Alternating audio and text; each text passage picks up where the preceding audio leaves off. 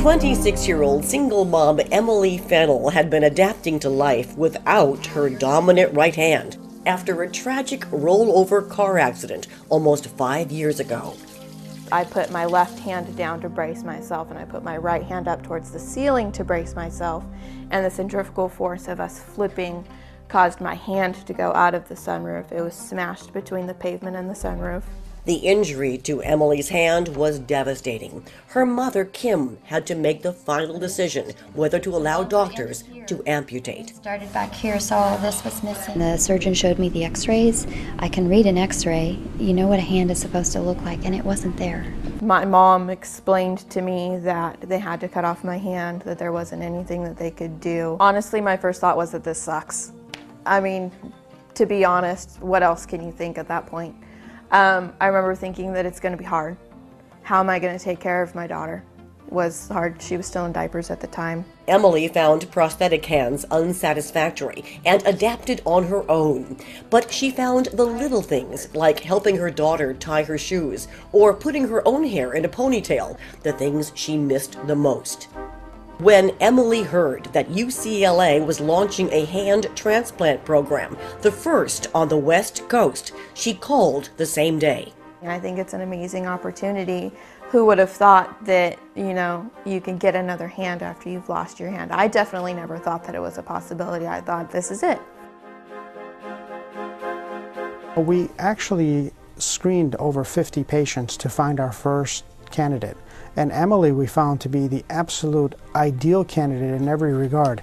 She was young, she was healthy, she had this depth of understanding not only about the procedure but about herself that was not seen in other candidates. After going through an extensive screening process that included both medical, surgical and psychological evaluation, she met the criteria, and we went forward with her feeling very confident that she was very well informed and that she was an excellent candidate. After just 16 days on the transplant list, Emily receives the call that a donor hand is available. I burst into tears. I called my sister and I was crying, and she's like, "What's wrong?" I'm like, "They have a hand." She's like, "But I thought this is what you wanted."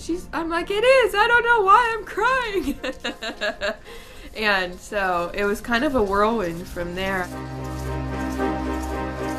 And I have to say, I sobbed. And I started to cry, and then I pulled myself together. It was just this immediate emotional response like, oh, here it is. I remember right before I went into the OR, my mom asked me, "Are you sure you want to do this?" And I said, "Yes, I'm sure." I evaluated the hand from the deceased donor. It was identical. The color match was perfect, the size match was perfect, the blood group match was perfect. And it's one of those things in most people's lives, and I think most people can relate to, is you just can't believe that moment that you've been preparing for has arrived.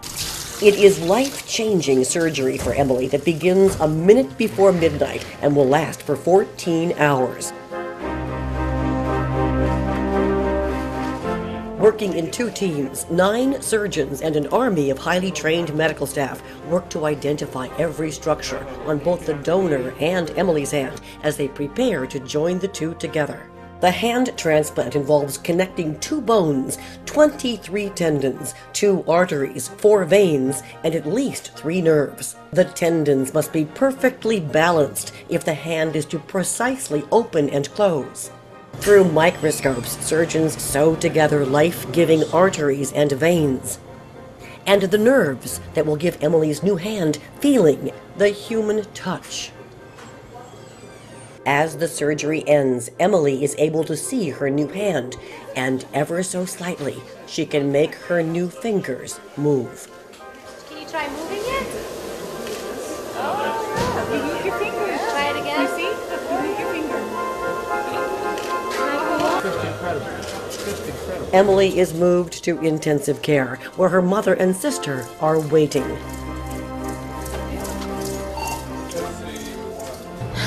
As a mother, one of the first questions you ask when your baby is born is, did they have all their fingers and toes?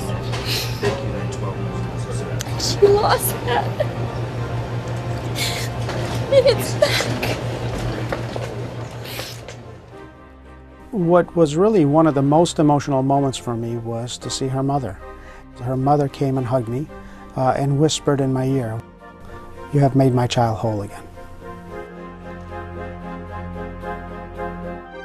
The hard part for the surgical team is over, but Emily's journey has just begun. This is a clinical trial. There is much to learn about immunotherapy drugs necessary to stave off rejection of the donor hand, but which can carry serious side effects. And Emily must work relentlessly to recapture function and feel. I hope she'll meet her goal, being able to put her hair back in a ponytail and return to normal life. She is adapting to taking all of her medications. She's adapting to an extremely rigorous outpatient therapy schedule.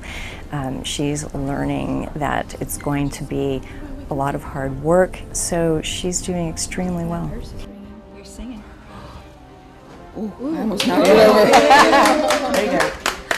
Emily is an inspiration. She has a wonderful smile. She looks at her both hands, and I can see in her eyes that she has what she wants. And she is going forward with her life now with two hands. And I can see it in her face, and I can see it when she puts her arm around her little daughter. This is a young woman who has a new lease on life. My goal is to function with it like a regular hand and not have to think about it. And from what I understand from Dr. Azari and the other candidates that he's seen, that's entirely possible.